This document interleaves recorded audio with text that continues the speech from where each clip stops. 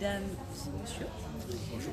Aujourd'hui, on va avoir l'honneur de rencontrer Nicolas. Nicolas qui est écrivain, si je dis pas de bêtises. Je dis pas de bêtises. Allez, super top. Et qui nous fait l'honneur d'être là aujourd'hui pour la sortie de son livre dont il va nous parler. Un superbe bouquin, Héroïcis. Hop, on met comme ça, voilà. C'est ça, super. Donc Nicolas, déjà, je suis ravie de te rencontrer. Merci. Vraiment. Est-ce que tu pourrais nous raconter un petit peu qui tu es? Oula. Ouais. On va commencer par le commencement. Je suis né en... Non, je rigole. On va pas aller trop loin. À la base, je suis monsieur tout le monde. Ancien commercial qui, en 2012-2013, a frôlé le burn-out. J'ai oublié de préciser commercial à Paris, donc avec toutes les contraintes qu'on peut avoir.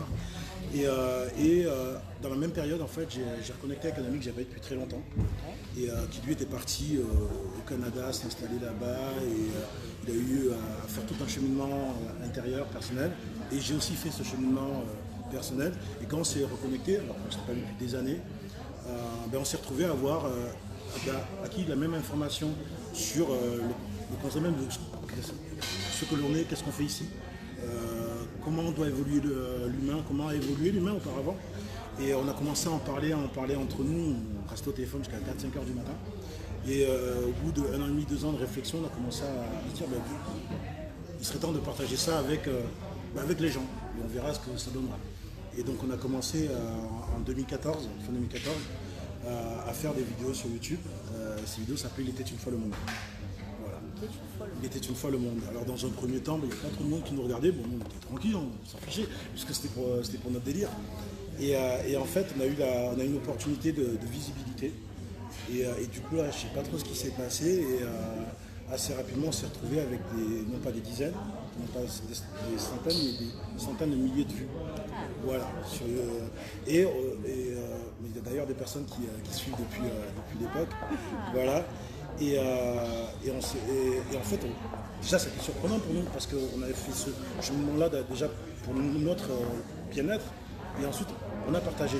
Et en partageant, on s'est rendu compte que les gens nous écoutaient, et les gens étaient intéressés. Et peut-être que les gens aussi étaient dans ce schéma de transition. Et donc voilà. Et en parallèle de ça, effectivement, j'ai commencé déjà à écrire un petit peu. Et j'ai écrit beaucoup.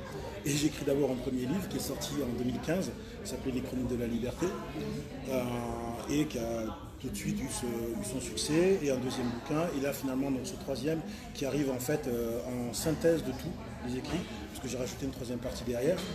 Et voilà, je me présente aujourd'hui dans ce schéma-là. Il faut savoir que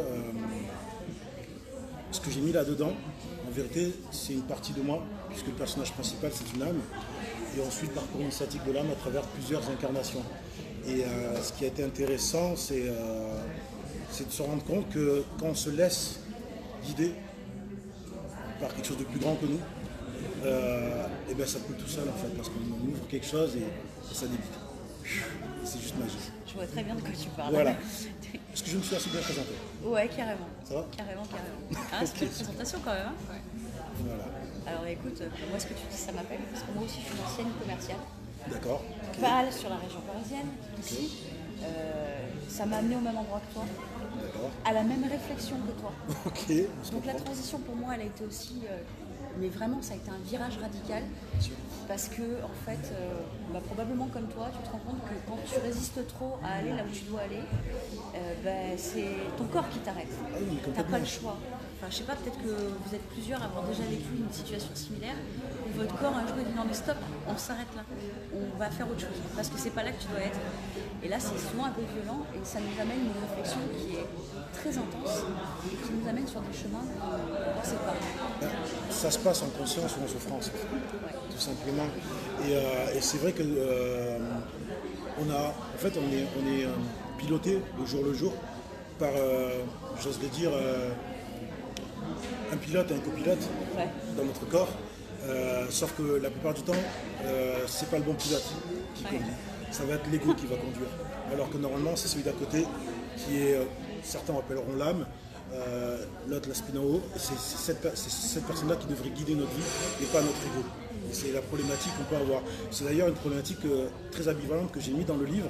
Alors, j'ai présenté ce bouquin comme un ouvrage de science-fiction parce que c'est la version la plus acceptable pour tout un chacun. Ensuite, il y a différents degrés de lecture.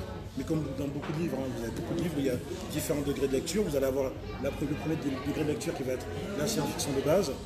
Vous allez avoir un degré de lecture un peu historique. Il faut savoir que 80% des personnages qui interviennent dans le livre sont des personnages mythologiques que j'ai utilisés et que j'ai mis en scène dans un cadre qui aurait pu être celui de la mythologie d'origine.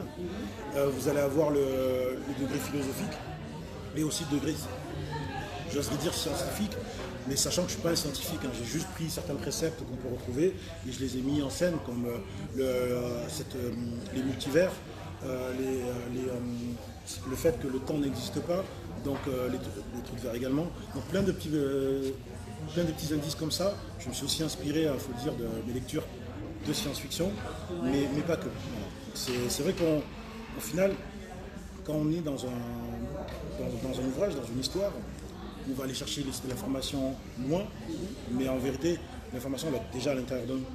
Il faut juste arriver à la capter. Il faut la rafraîchir. Voilà, il faut la rafraîchir et il faut trouver aussi des schémas pour la retranscrire derrière. Et ça, c'est compliqué. J'ai l'impression que tu vas plutôt bien, puisque si tu me dis que très vite les gens commencent à suivre tes vidéos, c'est que quelque part ça appelle chez pas mal de gens. Ouais, c'est vrai. Sinon, ils survoleraient et puis merci, au revoir. Enfin, on va peut-être poser la question à celles qui te suivent depuis longtemps. Ça pourrait être intéressant d'avoir votre retour, vu qu'il avait vu grandir et qu'il me suivait peut-être. Oui, moi je pense que vraiment ça a été une information qu'on attendait en fait. Parce que c'est un mouvement un petit peu global. Et c'est vrai que cette information qu'ils nous ont apportée, elle a été géniale. Elle est arrivée quand il fallait d'avoir des réponses et justement un petit peu la vérité aussi, parce qu'il y a une forme de divulgation aussi dans tout ça. Et on est content d'avoir du concret, des gens qui parlent simplement aussi de tout ça. Et ça c'était important et c'était accessible aussi au niveau du dialogue et de l'information. D'accord. Alors que dans certains livres, c'est plutôt fermé, où la connaissance, elle reste hermétique. Et là, ils ont pu nous dire plein de choses, et c'était génial. Donc moi, je suivais tout ce qui est un peu les vidéos, et après les livres. C'est vrai que le concept initial, en fait, parce que du coup, la première saison des émissions qu'on a pu faire, on ne voyait pas, en fait, c'était juste des images, des choses comme ça. Ouais. Et les saisons 2 et 3, en fait, on s'est mis en fait en vidéo, quoi.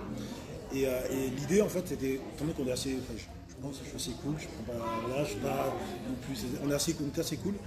Et on avait l'impression de discuter comme on pourrait discuter ici, ou comme au coin du bar, voilà, on discute d'une information, de trucs, et en fait chaque semaine, parce que c'était récurrent pendant un moment, chaque semaine on avait une thématique qui était dans une certaine vision de la chronologie de l'évolution humaine, en fait, tout simplement. On a commencé avec comment est arrivée la vie sur Terre, et on a terminé avec les différentes qu'est-ce que Dieu, en fait. Mais c'est profond. C'est assez lourd comme sujet. C'est ça. Alors, encore une fois, on n'a jamais eu la prétention, et je n'ai pas la prétention d'amener la vérité. La vérité, chacun a sa vérité, chacun va aller la chercher où il le souhaite. Il faut juste écouter ce que dit l'autre, ce que dit l'un. Et après, il faut voir si ça résonne à l'intérieur de vous. Voir si ça résonne, c'est juste. Si ça ne résonne pas, il faut continuer à chercher. Tout simplement. Pas se prendre la tête. Et cette vérité, les choses arrivent de toute façon pas de manière, comme je disais tout à l'heure, pas de manière chronologique. Et comme la vie, elle ne se fait pas. Les gens qui pensent que la vie est linéaire, que voilà, on fait nos études, on termine nos études, on trouve un boulot. Et là, on a tout fait. Parce qu'arrivé à un moment, on arrive à un point de rupture, parce qu'on va avoir notre ego qui va nous dire de construire la vie d'une manière, et notre âme qui dit non, on va de l'autre côté. Donc, il y a un problème. Et à un moment, il faut arriver non pas à nier ce que peut nous dire l'ego, mais à essayer de trouver un point de convergence et satisfaire tout le monde. Un juste milieu, exactement. Et souvent, quand on me demande, ouais, mais tu fais plein de trucs à la fois, parce que bon, j'ai un boulot, j'écris des livres, je fais de l'événementiel aussi, bon bref, plein de choses, mais comment tu fais? Et je dis juste, en fait, je prends la vie non pas comme une seule direction, mais comme ceux qui ont fait de la musique, comme une table de mixage. Et à partir de là, il y a des leviers qu'on va augmenter ou diminuer en fonction de ce que l'on vit sur le moment, en fonction de l'énergie qui gravite autour de nous aussi. Et c'est ça qui est intéressant. C'est de se dire, voilà, là en ce moment, je suis vraiment en phase, je viens de sortir le livre, donc il ne faut même pas me parler d'autre chose. Bon, si, accessoirement, entre lundi et vendredi, je fais mon travail, mais voilà, il ne faut pas me parler d'autre chose. Et c'est par séquence. Et peut-être à la rentrée, je vais, ce que je fais aussi, l'événementiel, du développement personnel. Donc je travaille avec des coachs, avec des thérapeutes, et je leur propose d'organiser des stages, des conférences, des choses comme ça. Et ça, je le ferai dans une autre séquence. C'est pas le moment pour moi. C'est parce que je n'ai pas l'énergie pour ça. Il y a un temps pour chaque chose. Exactement. Voilà. Mais c'est surtout toujours écouter ces deux facettes de nous. Alors, souvent, ils illustrent ça avec le petit démon et le petit ange. Et bon, ça, c'est un peu caricatural, mais vraiment être en harmonie, c'est important. Ouais, c'est pas mal du tout. Quelque part, c'est un peu ça, même si c'est pas le petit démon et le petit ange, il y a toujours cette espèce de combat entre ce que tu as dans le cœur, ce que tu as dans la tête qui dit oh là là, on n'y va pas, et le cœur qui dit non, mais faut qu'il y aille. C'est compliqué en fait de trouver son équilibre là-dedans. Peut-être d'utiliser sa tête comme l'outil du cœur et faire vraiment ce qu'on veut, quelle que soit la chronologie, quelle que soit la méthode. De toute façon, comme tu disais, si ça doit se faire, c'est faire, c'est une barre. Et on est à sa place et on trouve écho chez les personnes qui nous écoutent. Parce que les chats, mais nos messages, que ce soit à l'oral, à l'écrit, d'une autre manière ou en vidéo, c'est comme ça qu'on peut faire circuler nos messages. Bien sûr. Et avoir du retour. Et avoir du retour, effectivement. Et donc on parlait du retour par rapport aux émissions. Donc ça a été très réactif, mais ça a été tout aussi réactif au niveau de mon premier roman, qui était donc Les Chroniques de la Liberté. Je me souviens, le livre est sorti en octobre 2015, et en janvier 2016, j'ai un coup de téléphone de l'éditeur, enfin du marketing de l'éditeur que j'ai jamais parlé. Et il me dit mais en fait vous êtes qui? Je dis pourquoi? Je dis non mais parce que là en fait votre livre est sorti il y a 3 mois et vous êtes dans le top des ventes de l'éditeur. Je fais je sais pas moi, j'ai fait mon truc quoi.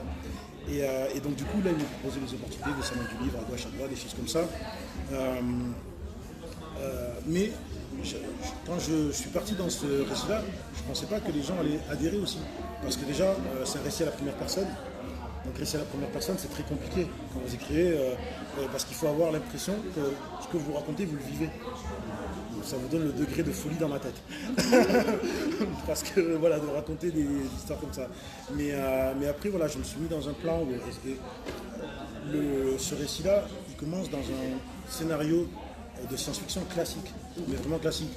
On a une personne qui se réveille, c'est la fin du monde, qu'est-ce qui se passe, comment je fais pour m'en sortir et au fur et à mesure, en fait, il découvre que s'il est là, c'est pas pour rien. Et en fait, ça commence par un flashback. Hein. Ouais. Et ce flashback-là, et je vais pas trop teaser le bouquin, mon personnage donc, remémore tous les moments qui se sont passés de son réveil à l'instant T. Et quand il termine de se remémorer ça, la porte s'ouvre, il y a une espèce de geôle. Et il y a un Horus qui apparaît, donc c'est un homme avec une tête d'aigle qui apparaît. Là, il a une frayeur, mais en fait, c'est une présence bienveillante qui va lui expliquer ce qui s'est passé, le pourquoi du comment. Ce qu'on peut teaser, par contre, c'est ce que tu as derrière, normalement, l'introduction du livre, je peux la lire? Ah ouais, mais carrément. Voilà, ok. Carrément. Donc ça, c'est la séquence d'introduction du livre. Hein.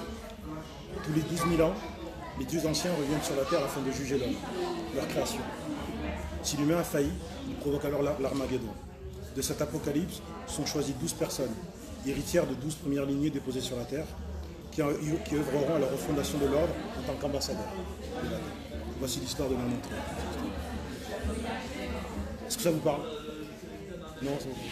Oui. Tout à l'heure. Ça vous parle? Est-ce que ce schéma-là, est-ce que vous êtes érudit d'histoire ou pas du tout, de mythologie? Non, mais là j'aime tout le spirituel du coup derrière et tout ce qui peut rentrer comme réflexion. Ok, très bien, on discute, il n'y a pas de souci. C'est très sympa, c'est vraiment très sympa. Donc du coup en fait, sous couvert quelque chose de très science-fiction, abordes quand même des trucs vachement complets. Des questions qu'en fait on peut tous se poser tous les jours. C'est ça? C'est ça. C'est ce que j'essaie de faire. Je sais pas si j'y arrive, mais Bah déjà quand tu nous l'expliques, moi ça me donne envie de le lire. Je sais pas pour vous, moi j'ai envie de le lire maintenant du coup. Ça me donne vraiment envie. C'est vraiment super intéressant parce que c'est une autre approche en fait.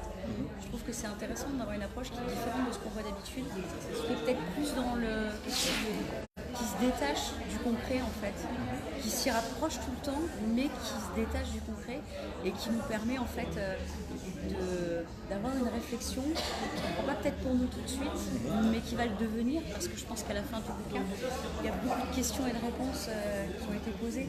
c'est ça. Mais la problématique du bouquin, c'était surtout comment tu le termines, parce que une âme, en fait, par principe, c'est immortel. Donc, comment tu arrives à conclure une histoire. Et je ne vais pas vous le dire, hein. Mais j'ai réussi. Je pense avoir réussi en tout cas. Voilà. Mais ça, c'était la plus grosse difficulté.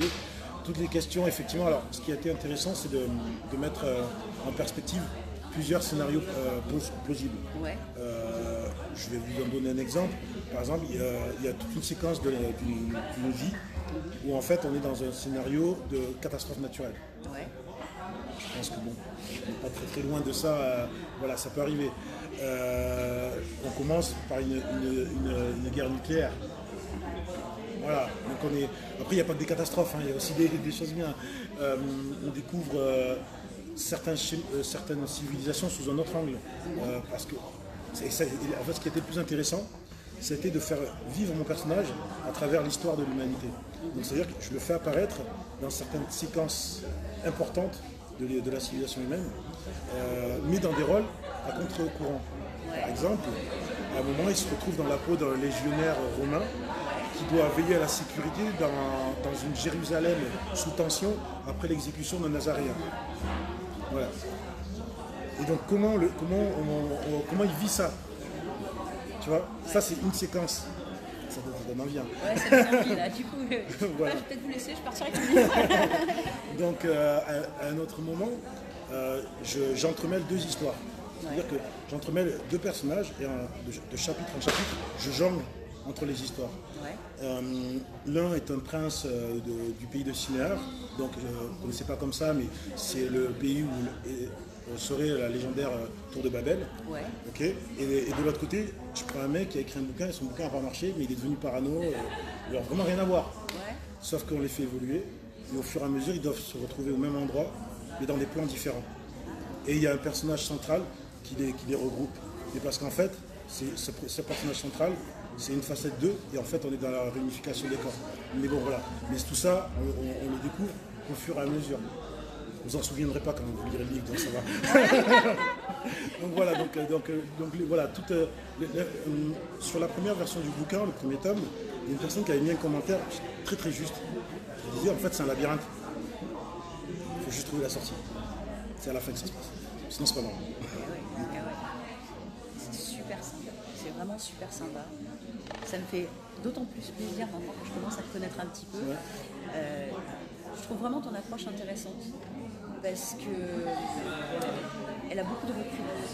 Du fait que tu le prennes comme quelque chose qui se détache de ce qu'on connaît tous les jours, je trouve qu'il y a quelque chose d'intéressant. Je ne sais pas comment formuler ça. Je pense que chacun peut se retrouver là-dedans, même si les histoires sont fictives, entre guillemets. Dans notre cheminement, je pense qu'il y a quand même un paquet de clés qu'on cherche tous, parfois depuis longtemps, et auquel toi t'apportes ta propre vision et ton propre goût. Et en ça, je trouve que c'est intéressant. Je trouve vraiment que c'est sympathique. Est-ce que vous avez des questions? Est-ce que ça appelle quelque chose chez vous? Je me dis, je ne sais pas tout à fait du tout la science-fiction, mais je me dis que ça peut peut-être toucher plus les jeunes qui aiment ça, et donc peut-être les initier à autre chose. Ouais. Parce que tous les bouquins un peu spirituels, c'est en général soit des romans, ça existe, hein. C'est science-fiction, j'ai pas vu en fait. Donc j'avoue que ça c'est une touche et la permettre d'éveiller des plus jeunes. Alors, certainement. C'est marrant, tout à l'heure je parlais avec une jeune fille qui était là, qui a 16 ans. Oui, c'est ça, avec l'imaginaire. Et donc elle me demandait, votre livre c'est quoi? Et je lui explique aussi les sources, les origines, comment j'ai fait ce travail de recherche. Et elle me dit, vous auriez dû être prof d'histoire. Voilà, ça aurait été plus sympathique. Je sais pas, peut-être, oui, effectivement, mais c'est vrai que ce qui est important, ce qui est dommage, pardon, c'est qu'aujourd'hui, à partir du moment où on est sorti du cursus scolaire, on n'a plus de rapport avec l'histoire. On n'a plus aucun. Ah ouais, c'est vrai. Hormis les films, mais bon, c'est des films quoi. Et c'est vrai que si on ne fait pas ce travail-là sur l'histoire, sur la construction de la société d'aujourd'hui, quelles sont ces origines-là? Chaque peuple, chaque continent, chaque civilisation a son origine qui fait qu'aujourd'hui on en est là. Et on ne comprend pas, et derrière on se retrouve avec des réactions parfois hostiles envers l'autre, parce qu'on ne va pas chercher cette information-là. Et c'est vrai qu'il faudrait s'y intéresser de manière globale et pas juste l'histoire de la civilisation occidentale, ce qui est intéressante, parce que c'est la civilisation dominante aujourd'hui, mais elle a une origine, elle a eu une construction, et comment elle s'est construite, comment elle interagit avec les autres, et c'est tout ça qui est intéressant. Au-delà de ça, c'est pour ça que dans le bouquin, j'ai mis des divinités amérindiennes. On a des personnages qui viennent des 5 continents, et c'est important. C'est très important. C'est une idée. Intervenir dans le lycée, des fois ils font des. C'est une idée. Ouais, carrément. Ça peut éveiller les consciences des enfants. Enfin, moi je sais ça. Je sais pas. Je verrai. Moi, science-fiction, ça va être plus. Là, en fait, science-fiction, c'est un mot vulgaire. Dans le sens qu'on peut tout y mettre dedans. On met dans la science-fiction, les zombies c'est de la science-fiction, le fantastique c'est de la science-fiction, les space opéra, Star Wars, Star Trek c'est de la science-fiction, les films d'anticipation c'est de la science-fiction, etc., etc. Donc on est obligé de le classifier comme ça, ça serait plus un space opéra ésotérique. Voilà. Et après, voilà, c'est assez spécial. Le truc juste après ésotérique. Alors un space opéra dans le sens où un space opéra c'est quoi? Star Wars est un space opéra parce que ça se passe dans une époque qu'on n'arrive pas à identifier, mais on a énormément de références mythologiques. Voilà. Et même contemporaines. Parce que quand on voit l'Empire, on a très bien compris de quel empire il s'inspire dans le truc. Donc voilà. Mais c'est vrai que bon, peut-être que je serai amené à intervenir et j'aimerais bien dans des écoles. Ça peut être cool. Ben, là, effectivement, je travaille avec une association, l'association des auteurs d'Occitanie, puisque j'habite à Montpellier. Et effectivement, il y a des possibilités pour intervenir dans des médiathèques, dans des lycées, des choses comme ça. Donc ça se travaille. Mais il vient de sortir le livre, on va y aller tout de suite. Ouais, carrément. Est-ce que vous avez des questions? Monsieur, je vous entends pas. Vous parliez du chiffre 12 tout à l'heure, Oui, c'est un chiffre important. par rapport au nombre d'apôtres. Alors, effectivement, les apôtres sont une référence. Mais avant les apôtres, il y avait, si vous êtes érudit de la civilisation égyptienne, vous avez les 12 Horus. Voilà. Et c'est un chiffre qui va revenir de manière récurrente. Effectivement, dans l'organisation, par exemple, du livre, les 12, les divinités qui viennent provoquer l'apocalypse viennent d'une 13e planète que j'ai appelée Sion. C'est pas un hasard. Et en fait, c'est ce qu'on appelle la planète originelle, mais elle dirige 12 autres planètes. Voilà. Et dans ces 12 autres planètes, c'est peuplé d'humains aussi. Enfin, d'humanoïdes, ce qui ne veut pas forcément dire humain. Mais bon, ça après, je ne vais pas trop utiliser. Donc c'est vrai, c'est un chiffre qui est extrêmement important dans les religions, dans les mythologies, dans l'histoire, dans l'astronomie aussi, partout. Mais je ne vais pas trop rentrer sur des chemins que là, je suis en ligne. On en discutera sans problème, il n'y a pas de souci. Mais c'est une réflexion intéressante. Des questions? Non? Aucune question. Je pense que j'ai apporté trop de réponses en fait. Ouais, t'as donné toutes les réponses. Voilà, j'ai sur toutes le les live. réponses. Il n'y a pas de souci. Waouh. Est-ce que ça vous donne envie de lire le livre? Ouais, ça vous donne envie de lire le livre? Tu l'as déjà lu? Non, elle a reçu tout à l'heure. Tu viens de le prendre? Ah waouh. Oui. C'est excellent. C'est pas mal, mais... Et moi c'est bon, on est bon. On est bon. Ça s'appelle Le pouvoir de l'intention. Effectivement. Pourquoi le pouvoir de l'intention? Merci. Voilà, merci. Très pertinemment. Là, Ah ok. ouais. Là, je t'ai renvoyé. Non, mais là, je suis reparti pour les 15 minutes les 20 minutes qui me restent. On est bon. Quand j'ai commencé à écrire, donc il y a une dizaine d'années à peu près, j'ai pris un cahier chez moi. Et j'ai commencé à écrire tout ce que j'aimerais faire dans la vie, tout ce que j'aimerais réaliser dans la vie. On est en 2010 à peu près. Et donc je commence à écrire le bouquin. En 2012, je termine de l'écrire. Je discute avec un de mes amis, un de mes proches qui travaille dans le cinéma. Et je lui fais lire le bouquin. Il me dit, ouais, ça va pas mal et tout, il y avait vraiment un truc à faire. Et je dis, oui, effectivement, quand je l'ai écrit, j'étais dans ce schéma-là parce que je suis fan de science-fiction, de films, etc. Mais bon, ça reste là. C'était dans l'intention quand je l'ai écrit. J'avais ce rêve-là utopique, mais il n'y avait rien de concret. Donc on avance. À cette époque-là, pas d'Il était une fois le monde, pas de public, rien du tout. On avance dans le temps, le public se construit.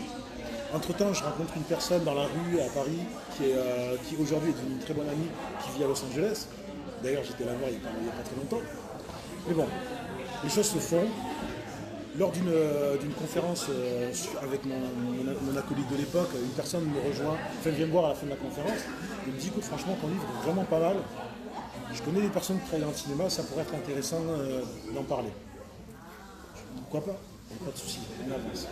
Et donc on avance, et cette personne-là aujourd'hui m'a mis en contact avec le numéro 2 d'un des plus gros studios américains. Mais bon, je reste là de côté, il n'y a pas de souci.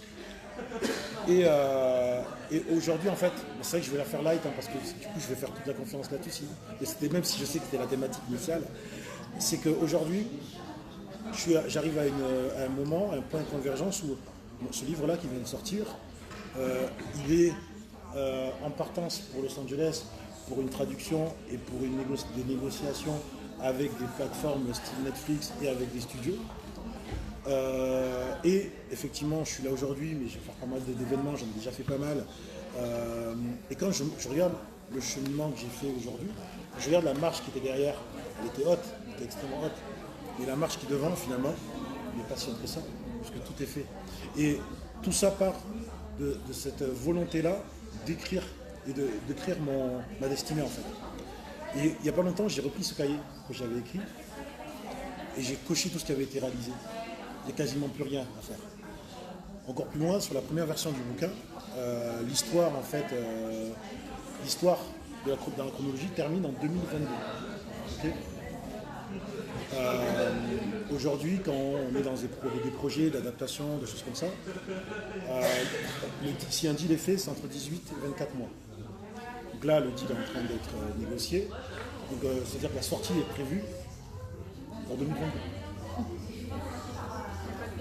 Il n'y a pas de coïncidence. Donc, quand je dis le pouvoir de l'intention, c'est ça.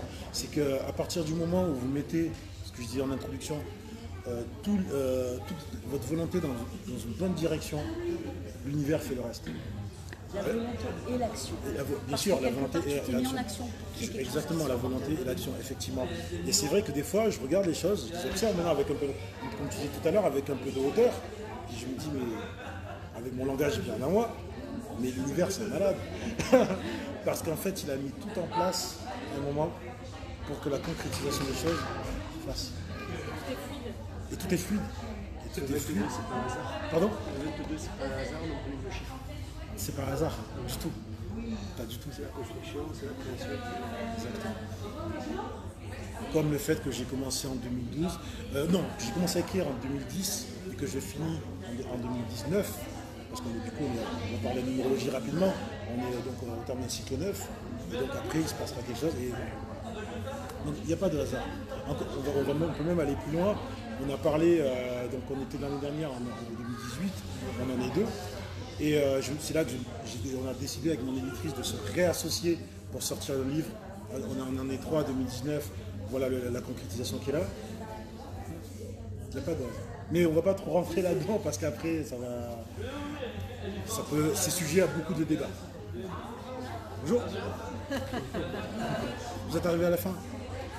Oui. C'est dommage. C'est un live sur scène. Il est passionnant. Ouais, tu es complètement passionnant. Je suis passionnant. Ouais, franchement, ouais. J'adore cette vision que tu as des choses. J'espère vraiment pour toi que ton escalier il va continuer à monter comme c'est parti et que tu vives pleinement, avec beaucoup de joie, tout ce que tu as mis en place. Vraiment. Parce que je pense qu'il y a beaucoup de choses que tu as compris et que Ça va t'aider. Ça va t'aider. Je pense aussi. Voilà. Tu as peut-être une question, je crois, sur ton téléphone? Ah non, oui, effectivement, effectivement. La question que je reçois. Quelle est la part de fiction et la part de canalisation dans ton ouvrage? Honnêtement, il y a 30% de fiction. Je réponds. Parce que ces 30% de fiction, en fait, ils viennent à travers aussi le prisme de l'ego, dans le sens où voilà, j'ai été chercher l'information dans qu'est-ce que j'aime, quelles sont les séries qui m'ont inspiré, quels sont les livres qui m'ont inspiré, et quels sont les ouvrages, les encyclopédies, par exemple, le premier bouquin qui m'a vraiment pris, c'était Byzance, un livre de 900 pages, qui parle de l'histoire d'un prince scandinave en fait, qui se retrouve dans l'ancien empire romain d'Orient, et donc qui doit survivre là. Donc effectivement, tous ces 30% là, en fait, c'est juste le cadre qui permet aux gens d'avoir des points de repère. Parce que sinon les gens vont être perdus. Donc effectivement, le reste du temps, je me pose, c'est l'histoire d'un mec et ça y est. Et c'est vrai que ce qui était bizarre, c'est ce qui est bizarre, c'est quand je suis amené à relire en fait ce que j'écris. Là je me dis wow. C'est moi qui ai écrit ça. Exactement. Je fais de la peinture, ça me fait la même chose. Exactement. Quand j'arrive à la fin, je fais c'est moi qui ai fait ça. Voilà, il y a une séquence du livre que j'ai appelé le 9e âge. Okay. Vraiment aucune idée de pourquoi du comment. J'ai appelé ça 9e âge. J'avais pas écrit le texte encore. J'ai juste mis le titre 9e âge. J'en parle à une amie et ben, elle me dit vas-y regarde, c'est ce que tu ce que ça veut dire. Et je vois ce sont les évangiles éthiopiennes. D'accord. Et en fait ça correspondait parfaitement à ce que j'avais écrit, à l'introduction que j'avais commencé à faire. En fait. D'accord. Voilà. Et là je me dis ça fait peur. Ça fait peur. Mais bon, on accepte. On dit ok, c'est juste, c'est fluide. Donc il n'y a pas de problème. Voilà. J'espère que j'ai répondu à ta question. C'est un lien. Voilà. C'est formidable. C'est formidable. Mais encore une fois, voilà, toujours aujourd'hui, voilà, ce livre-là, c'est un peu vraiment l'aboutissement de quelque chose, la conclusion de quelque chose. Le cycle qui suit, je sais où il doit amener, mais je ne me prends pas trop la tête. Je continue du lundi au vendredi à aller à mon boulot. Et j'espère que j'aurai la possibilité de peut-être l'année prochaine de revenir et de vous expliquer que en fait, ça y est, on y est. Quoi. On avance. Écoute, moi je prends le pari tout de suite que si tu reviens l'année prochaine, je serai là aussi. Ok, super. Et là, du coup, on pourra mesurer tout le chemin parcouru d'expérience, parce que j'étais là à Saint-Cana ici l'année dernière. Je sais qu'en un an, des choses s'en passent beaucoup. Et vraiment, c'est ce que je te souhaite. Ouais, on se retrouve l'année prochaine ici avec plaisir. et que tu nous racontes comment ça se passe sur la marche suivante. Exactement. Parce que là, c'est là où tu vas. C'est ça, complètement. Et ouais, j'aimerais bien que tu nous racontes l'année prochaine. Ça serait Qu'est-ce qui se passe sur la marche suivante. Ça serait avec plaisir. Ouais. Des questions? Et les prochaines? Madame, vous êtes revenue? Je suis revenue. Je ressens des choses moi, depuis quelques temps que je n'arrive pas à expliquer. Et donc par moments, ça me procure des sensations pas très agréables. D'accord. Je me dis, oui, parce que je ressens des choses. Et comme il y a beaucoup d'énergie là, il fallait que je prenne un peu l'air. Et voilà, je suis. Ok. Et de ce que vous avez entendu tout à l'heure, J'ai pas pu entendre beaucoup justement. J'aurais voulu voir le bouquin, voir derrière. Oui, c'est pas de souci. J'ai pas pu justement. J'ai essayé de lui demander de quoi c'était par rapport au livre. Elle m'a dit il va nous en parler. J'ai entendu un peu et j'ai senti un brouillard en moi. Et je suis pas apte à entendre. Donc D'accord. ça sert à rien de rester pour rester. Donc j'ai préféré. Vaut mieux lire en fait, au final. Non, mais c'est dommage. Mais c'est vrai qu'il y a beaucoup d'énergie. Logique, mais pas forcément. On va avoir des points de convergence en tout cas qui vont nous faire comprendre que c'est la même âme en fait qui navigue à travers plusieurs incarnations. Il se retrouve face à la personne qui avait une tête d'aigle. Ça c'est d'entrée. Voilà, d'entrée on lui fait un petit choc là. D'entrée il se retrouve fin du monde, le mec bizarre en face de moi, ok comment je fais? Mais au final c'est quelqu'un de bienveillant qui va l'aider à évoluer. D'accord. Voilà. Parce qu'en fait il représente. Et bon ça, il n'y a pas de teaser puisque c'est la 4e de couverture. Et il se retrouve dans une situation où il y a une apocalypse. Et en fait, le personnage là, qui va ouvrir la porte va lui expliquer qu'en fait, c'est en représentation des dieux anciens et qu'ils reviennent de manière cyclique sur la Terre pour juger l'évolution de leur création, l'humain. Et s'ils estiment en fait que leur création a failli, a échoué, on nettoie tout, on recommence. Donc pourquoi Pourquoi l'idée de ce livre? Pourquoi l'idée de ce livre? C'est avant tout besoin d'évacuer certaines choses, besoin peut-être j'avais besoin de m'aligner. Pour m'aligner, j'avais besoin d'évacuer beaucoup de choses qui arrivaient dans ma tête. Et j'ai commencé à prendre des feuilles et j'ai dit c'est l'histoire d'un mec. Voilà. Et en fait, peut-être en commençant à écrire, j'ai ouvert quelque chose à l'intérieur de moi. Et là, ça a été le torrent. Ça part en arborescence. Voilà, c'est ça. En général, les auteurs font les écrivains, parce que écrivain, je trouve ça un grand mot, font des plans quand ils écrivent un bouquin, ils ont, voilà, on va faire ça, voilà. J'ai pas fait le début du commencement d'une structure. Pas du tout. C'est venu comme ça. Ça vient comme ça vient. Mais au final, quand on relit, c'est structuré. Parce que l'information, elle est structurée. L'information, elle est dans chacun d'entre nous de manière structurée. Il faut arriver à avoir le décodeur pour la comprendre, pour l'intégrer. Et ensuite, il faut un deuxième décodeur pour la retranscrire. Pour faire comprendre, exactement. Et c'est ce qui a été finalement assez intéressant dans le livre. Parce que je pense que j'écris à la première personne. Donc, c'est que tout le travail d'écriture s'est fait comme si j'avais des flashs devant moi. Et je raconte ce que je vis. C'est pour ça que le sous-titre, c'est les chroniques de la liberté. Qu'est-ce qu'une chronique? Une chronique, c'est le récit d'un fait qui vient de se passer, qui est en train de se passer, qui va se passer. Et donc, j'avais l'impression d'avoir des images en tout cas, des images de choses que j'ai peut-être vécues, ou que je vais vivre, que je suis en train de vivre. Mais qui étaient à dire. Et qui étaient à dire, exactement. Et donc, du coup, je les ai écrits comme tel, tout simplement. Voilà. Ça va mieux? Pas de brouillard? Ça va, c'est super. Merci. De rien. Moi aussi, je vais me mettre justement à écrire mon bouquin, j'ai commencé un peu. Et ça me parle, le fait de dire il n'y a pas de structure au départ, parce que moi ça part dans tous les sens, etc. C'est se dire ok, bon, allez, je vais écrire tout ça, mais alors après quand je reviens, j'ai pas forcément envie d'écrire la suite de ce que j'ai dit, je vais écrire autre chose. C'est exactement ça. Et en fait, alors là où ce qui m'a aidé, et donc là on est dans le 30% de l'ego, de la fiction, c'est que je suis fan de séries. Je suis fan de séries de science-fiction. J'allume pas la télé, c'est... Ouais, voilà, bon, ça c'est un problème. Non. Mais du coup, j'ai vu chaque session d'écriture comme un épisode. D'accord, ah ouais, pas bête. Ben oui. Un début, une intrigue, une fin. Et en le gérant comme ça, quand vous regardez des séries, bon, c'est que pour les personnes qui regardent ça Netflix... m'est arrivé, la petite voilà. maison dans la prairie. Ah oui, il y a longtemps. C'est gentil. Voilà, mais vous avez parfois des épisodes qui se suivent et d'autres qui ne se suivent pas. Tout à fait. L'important, c'est que la série est une trame et qu'une thématique et que ça soit la même. Voilà. Les personnages sont récurrents. Il y a des fils conducteurs entre eux, c'est ça qui est intéressant. Exactement. Et alors, ce que j'expliquais tout à l'heure, c'est que le fil conducteur du livre, c'est pas le temps, surtout pas. Si on part du principe qu'on est dans une frise chronologique de temps, on est mort dans le film, justement. Il faut prendre vraiment l'évolution, les différentes séquences de vie, les points de convergence. Je fais souvent cette comparaison, en fait, et on va terminer là-dessus, je pense qu'elle est vite de voir. Le livre est construit comme un cours d'eau, une rivière, un fleuve, ce que vous voulez. Dans un cours d'eau, il y a des courants, et il y a une profondeur, et parfois on a des sens contraires dans les courants. Donc on va reculer, redescendre, remonter, mais au final, on arrivera toujours à l'embouchure. Et c'est exactement comme ça qu'écrit le bouquin.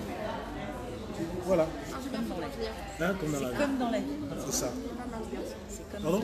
Je dis j'ai bien fait de revenir, il est pas mal ce garçon. Mais moi, il m'a donné envie de lire le livre. Ah non, mais Il m'a donné vraiment envie de lire le livre. J'ai envie d'en savoir plus, du on coup. sent un sacré potentiel et une certaine humilité qui est belle à voir. Ouais. Voilà, c'est ça la richesse de l'art. Ben, je pense que après c'est tout un travail aussi. Parce que ce que je fais aujourd'hui, je l'aurais fait il y a 15 ans, je serais parti dans tous les sens. Parce que effectivement, il y a aussi voilà, qui arrive avec les cheveux blancs. Non, là tu les caches. Hein? Tu les caches. Les Ouais, mais ils sont là. Hein. Ils reviennent dans 4 jours, je vais tout raser.